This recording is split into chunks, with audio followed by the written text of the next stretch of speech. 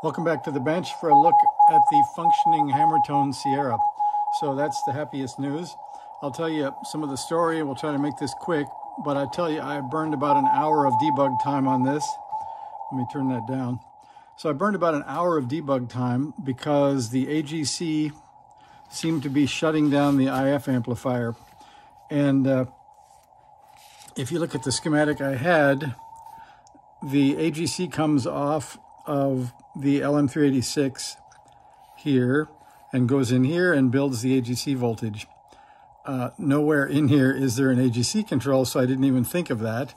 But I did definitely see that I had a voltage here that was going to shut down the IF amp via this AGC line.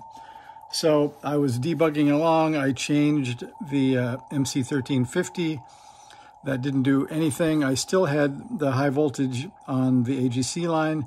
Then I checked the transmit key line back to see if that was causing it, and it was not. So then I started heading this way.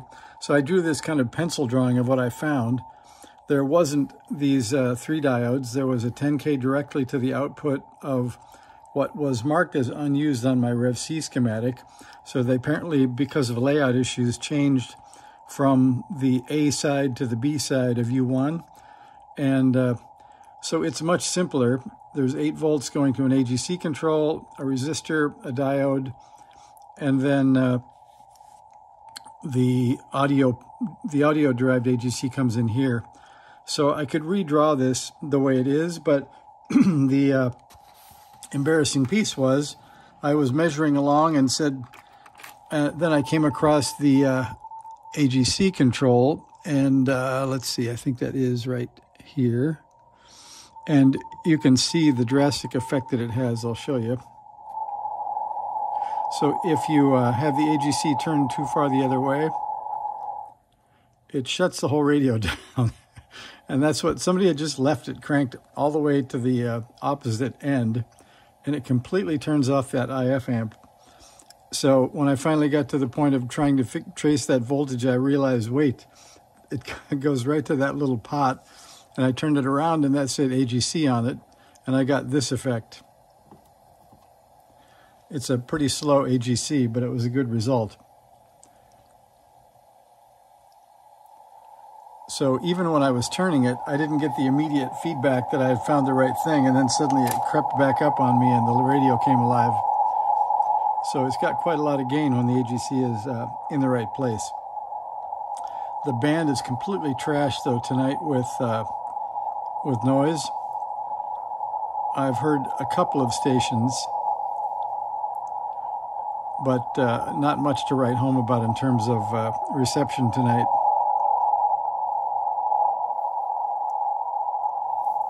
But the good news is we're not done, but, well, and there's something unique, some feedback. So there's something unique. At least we're back in line. So it was the bad solder joint on the DC, and then simply the AGC control in the wrong place. But now you can see I have things to resolve, like hanging wires. And this is the noise blanker board, and it's causing some ill effects. And I noticed that on my other Rev E, well, let me turn that down. That was a bad thing to do, I guess. So on my other Rev E, you can see that the noise blanker is mounted rather nicely right side up. On that system, it is upside down and has some pretty precarious looking bare wires under it. So that's what's next, is to go figure out how to get the wiring straightened out, get the KC1 powered up, and check the wiring around there, because it does look, let me pull this out and show you. Things don't look perfectly good in there. I don't know if you want to comment if your board is upside down or right side up. And then I'm not sure what they smeared on here, but some kind of glue, I guess, to get that wire routed back to the noise blanker level.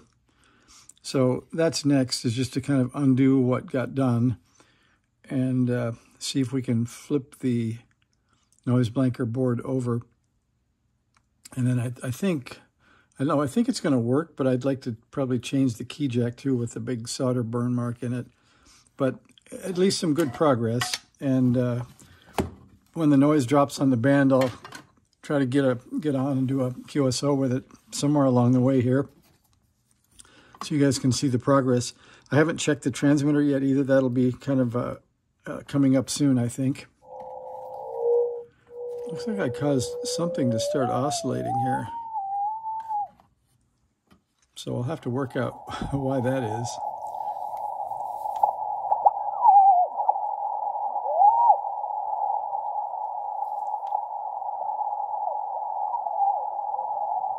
There you go. I can tell you it receives the station anyway. I think you heard a little of that.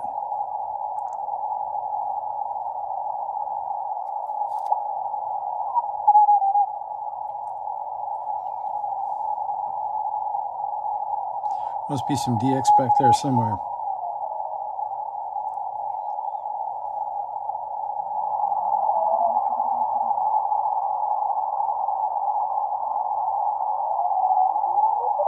Oh, there we go.